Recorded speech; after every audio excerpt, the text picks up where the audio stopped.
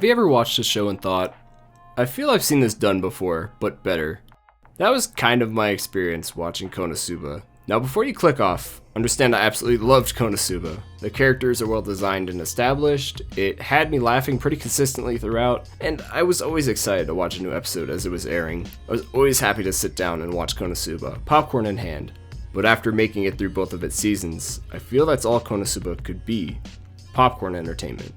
Now, it's not inherently bad for a show to be just that. It's perfectly fine to focus solely on comedy and entertainment, but there is a moment or two where I felt Konosuba could have made the transition to becoming something much more. Something with a bit more humanity and characters I not only love to see on screen, but ones that would inhabit my thoughts well after reviewing. That is what Konosuba lacks, a long-lasting effect.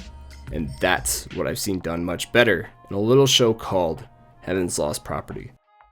Now, why would I compare Konosuba and Heaven's Lost Property? They're not even in the same genre. One is a parody of isekai, while the other is in ecchi harem. Well, one of the biggest similarities is how fantastic Kazuma and Tomoki are as protagonists. They both challenge the status quo in their respective genres. A normal harem protagonist would be a shy, do-nothing nice guy that happens to fall into perverted scenarios by accident. Meanwhile, Tomoki is here like, yeah, I'm trying to peep, buy porn, and construct a transformer out of used panties. As far as isekai protagonists go, Kazuma's also not your nice guy, best at everything do-gooder. It's so satisfying seeing characters like these because you can finally say, wow, he's doing something realistically human, and I now understand and feel for him more as he is flawed. You know, like people. I understand Kazuma's frustrations after dealing with the stupidest RPG party assembled. And let's be honest, I know most of you watching understand Tomoki. Why else would you click on this thumbnail? Where the similarities begin to fall off is with how deep the humanity of our characters is explored.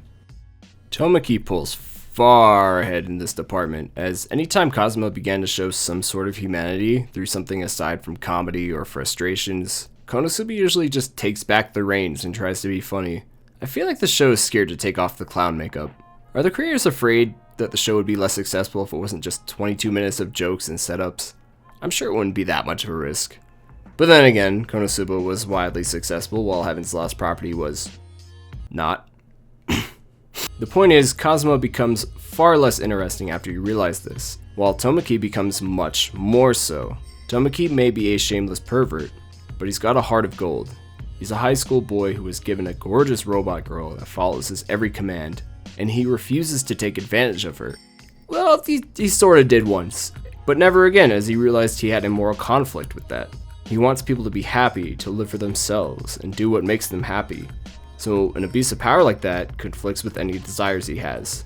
And despite his other desire, the desire for a peaceful and quiet life, we come to find Tomoki fears being alone and doesn't want to take in Icarus or Nymph at first because he knew he would get attached.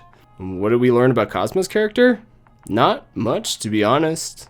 We only understand his frustrations and reactions to situations the Konosuba cast falls into. I'm not suggesting that Kazuma or the rest of Konosuba's cast have no character, but what I am saying is what you see is what you get. Now, I fully understand why Konosuba is as popular as it is, as I am also a huge fan. But when I think of shows I found to be memorable that have stuck with me through the years, they tend to have a deeper layer than its surface level appeal. And while you may say that comedy doesn't need to focus on anything beyond making you laugh, some of the best examples of comedic medium encourage viewers to think on a deeper level.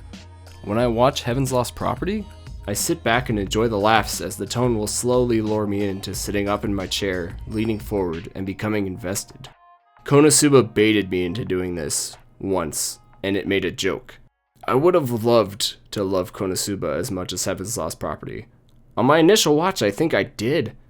But over time, a show that has made me smile can't compare to a show that has given me that and much, much more.